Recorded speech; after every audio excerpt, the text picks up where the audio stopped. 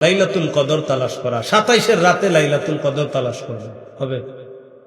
হ্যাঁ কইসাম বলেন 21, 23, 25, 27, 29 এই 5 রাতে, বলেন এই 5 রাতে লাইলাতুল কদর তালাশ করব, চেষ্টা করব, সারা রাত জেগে জেগে ইবাদত করব। এই 5টা, হ্যাঁ 21, 23, 25, 27, 29 পরিবারকেও জাগায় দিবেন, যে নবীজি সাল্লাল্লাহু আলাইহি সাল্লাম জাগায় দিতেন সবাইকে।